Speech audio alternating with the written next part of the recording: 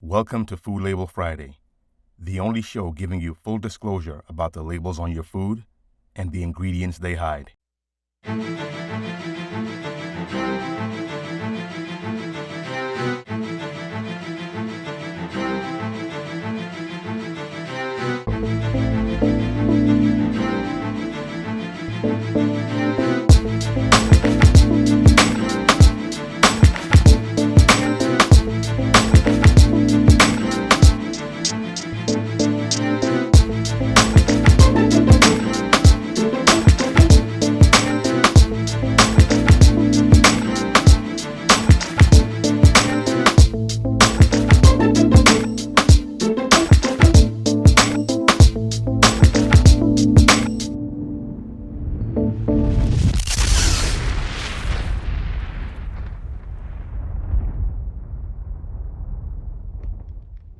Publix chocolate cake. This one is kind of sad for me. Like a lot of other people, I love chocolate, and I used to eat a lot of the Publix chocolate cake before I discovered 70% to 85% chocolate. This isn't just loaded with sugar. It has some of the worst ingredients I have seen since I started reviewing these food labels. Before we jump into this, I have a few questions for Publix. Number one, why do y'all have bakeries in your stores, but you don't have your own baked goods? That doesn't make sense to me. Number two, why do y'all have a bakery school in Plantation, but still none of your stores have your own baked goods? And number three, how come y'all salads and sides are all prepackaged and then sent to the stores? Don't y'all have a produce section? None of this stuff makes any sense to me. And if you look at the ingredients on those salads and the sides, it's almost just as long as this, but that will be another episode.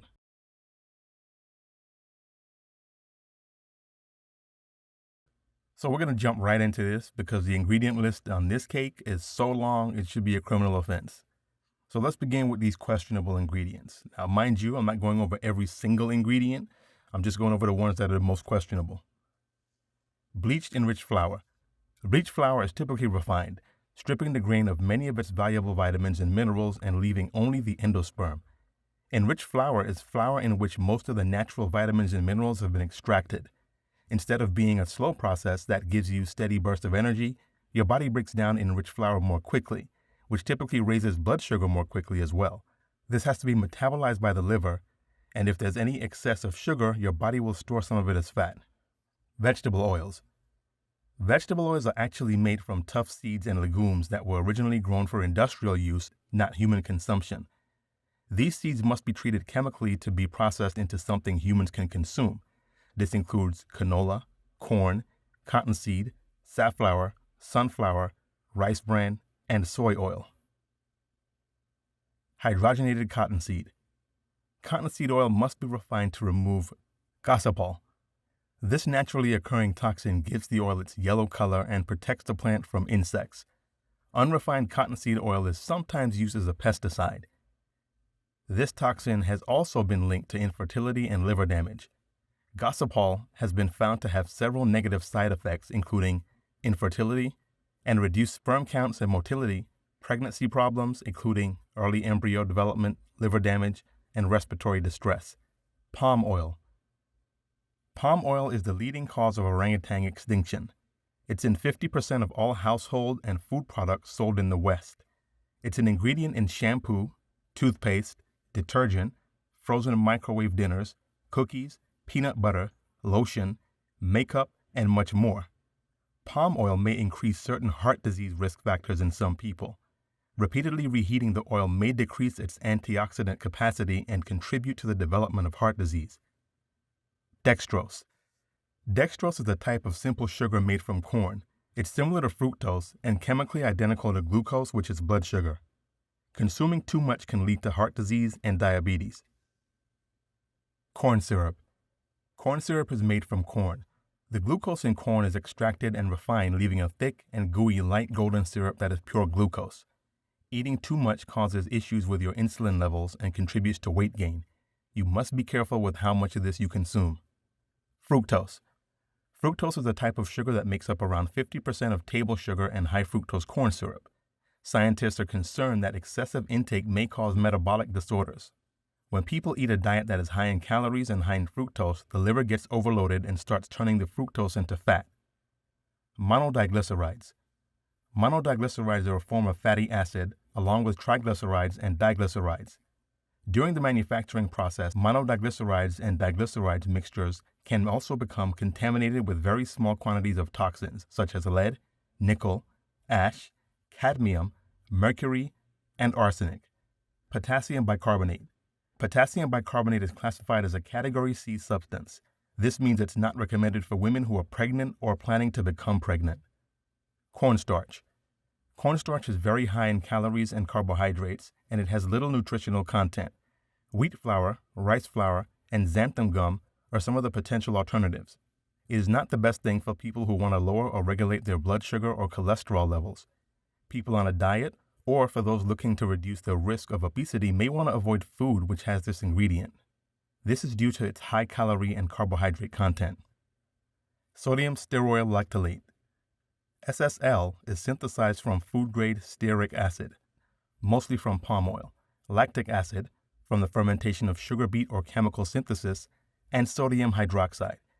It's used as an emulsifying agent to stabilize oil and water formulations of cosmetics and personal care products such as skincare products, shampoo, and lotion. Soy lecithin. Lecithin is a food additive that comes from several sources, one of them being soy.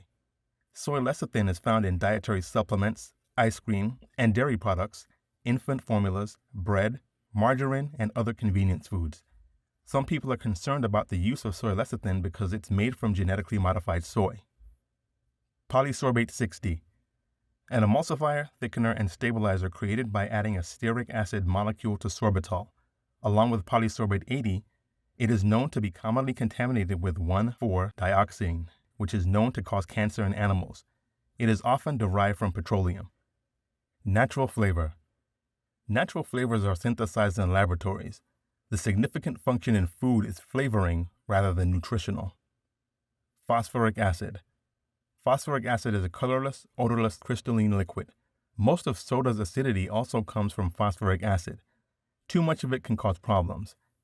Studies suggest that excessive phosphorus intake can put you at risk for osteoporosis and heart disease. It can decrease the amount of calcium in your body, leading to bone loss. It can also impair your body's ability to use other minerals such as iron, zinc, and magnesium. Food starch modified. Modified food starch is bad for you. The ingredient is treated with potentially harmful chemicals and has a high risk of contamination. Modified food starch contains maltodextrin, a flavorless powder that is employed as a binding agent in many products. Monosodium glutamate is another chemical added to modified food starch to further boost flavors. Artificial flavor. Artificial flavors come from petroleum and other inedible substances created to mimic an actual flavor. This mimicry of life is created in a laboratory. Potassium sorbate. This is a preservative. Potassium sorbate is composed of potassium hydroxide, an inorganic compound, as well as sorbic acid, a natural organic compound. Higher than normal levels of potassium in the blood leads to hyperkalemia, as mentioned by Medline Plus.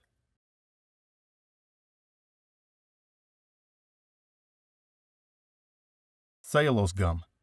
So the first thing that stands out is that this is a product of DuPont, a biosciences company. Cellulose gum, also known as CMC or carboxymethylcellulose, is a food ingredient derived from cellulose, the most abundant organic compound on Earth.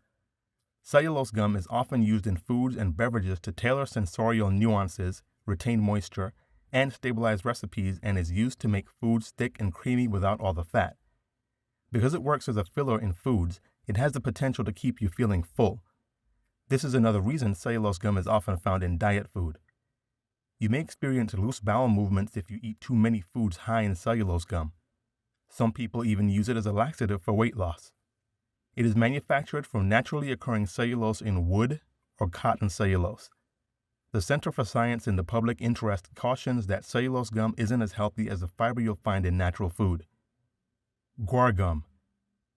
High amounts of guar gum can cause problems like intestinal obstruction and death. The amounts in processed foods do not usually cause side effects but can sometimes lead to mild digestive symptoms. Xanthan Gum. Xanthan gum is a popular food additive that's commonly added to foods as a thickener or stabilizer. Yellow 5. Yellow 5 is also known as tartrazine or E102. Yellow 5 is widely used in the making of potato chips, jams, candy, drinks, and even pet food. It is also added to shampoo and other cosmetic products as well as vitamins and certain medications. Yellow 5 is banned in Austria and Norway, and other European countries have issued warnings about their possible side effects. But it's still freely and extensively used in the US. Yellow 6. Yellow 6, a toxic chemical, is a sulfonated form of Sudan 1. This poisonous substance was one of the original petroleum azo compounds, dyes developed in the late 19th century during the European textile boom. Sudan 1 is classified as a level 3 carcinogen, meaning that it caused cancerous tumors in lab animals but has no specific link to cancer in humans. A tiny proportion of people express an allergy to yellow 6 and experience symptoms such as hives, asthma, and skin rashes. Red 3. Red 3 has been used as a food dye since it was approved by the U.S. Department of Agriculture in 1907. It's a water-soluble dye with about 58% iodine content. This is the most controversial dye. Male rats had an increased risk of thyroid tumors. Based on this research, the FDA issued a partial ban on Red 3 in 1990, but later removed the ban. After reviewing the research, they concluded that the thyroid tumors were not directly caused by the dye. In the U.S., Red 3 has mostly been replaced by Red 40, but it's still used in maraschino cherries, candies, and popsicles. Red 40. Red 40 is a chemical compound that comes from coal tars.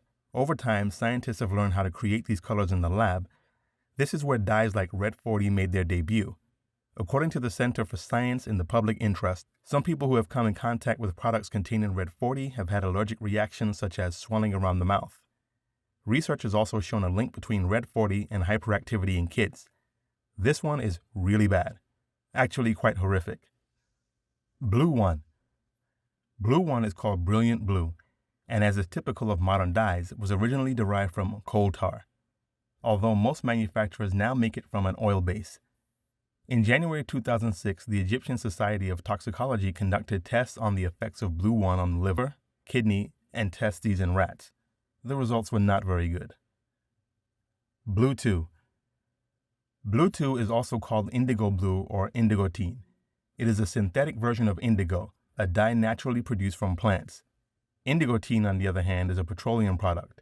In September 2007, a study reported by D. McCann and colleagues linked artificial colorings including Blue number 2 to hyperactivity. It is commonly found in beverages, candy, and dog food. It is currently banned in Norway.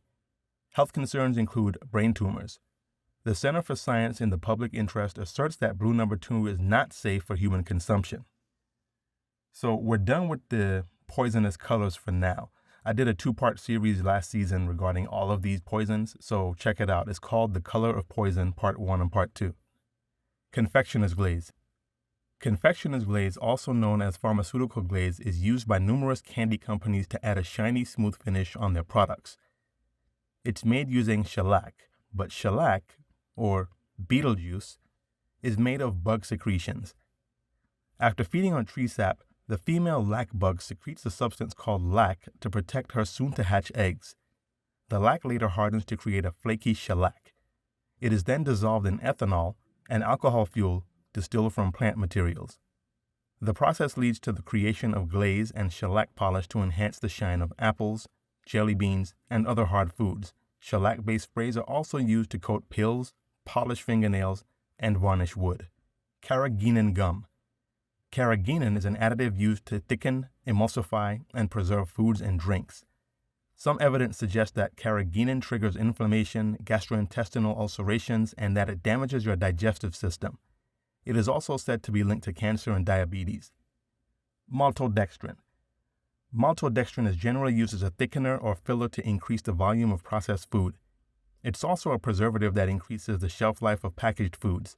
It can cause spikes in your blood sugar level, especially if it's consumed in large amounts. It is usually manufactured from genetically modified corn. Now back to the colors. Blue 1 Lake. Blue One Lake is a water-soluble form of Blue One that is made from the certified color. Blue One Lake is used in lipstick but is also allowed to be used in food. Yellow 5 Lake. In cosmetics and personal care products, Yellow 5 Lake is used in the formulation of a wide variety of product types. It is known to be a reproductive toxin and hazardous to the nervous system. Also known as tartrazine, it's a suspected cause of asthma, dermatitis, and other allergic and inflammatory responses. Red 40 Lake. Red 40 Lake is formed from red 40 by converting it to a water-insoluble pigment for use in situations where color bleeding is undesirable. In addition to its use in cosmetics and personal care products, Red 40 is approved by the FDA for use in drugs and foods and may be found in products such as orange soda. Yellow 6 Lake. Yellow 6 Lake is a color additive used for drug dosage forms such as tablets and capsules. It is also approved for use in food and cosmetics. Yellow 6 Lake imparts a reddish-yellow color to medicinal dosage forms. It is used in the formulations of a wide variety of product types including makeup, bath products, nail care products, and suntan products. Blue 2 Lake. Blue 2 Lake is an FDA-approved color commonly used to dye dosage forms such as tablets and capsules. It's also approved for use in food, drugs, and cosmetics. Titanium dioxide. Titanium dioxide is used in a variety of personal care products including sunscreens, pressed powders, and loose powders as a UV filler or whitening agent. In lotions and creams, it presents a low risk of exposure. However, when inhaled, as it may be in powders, it's considered a possible carcinogen by the International Agency for Research on Cancer. Currently, no research shows that titanium dioxide in food harms your health. But do you really want this chemical in stuff that you eat? So this is really bad. This is supposed to be a dessert. This is a cake, okay? Now, I'm from a Caribbean household, and I've watched my aunts and mother, grandmother, I've watched them all make cakes from scratch. And I don't recall them using over 50 different ingredients to make a cake. This doesn't even make sense. Some of this stuff is not even natural. It's just created in a lab. But they're making us eat it. This is insane. This is what you're eating and feeding your family when you buy cakes from Publix, or at least this type of cake. As I said, Publix has a bakery in their stores. They also have bakery school in Plantation, so none of this makes any kind of sense to me. Why not just bake your own product and put it in your stores? Or better yet,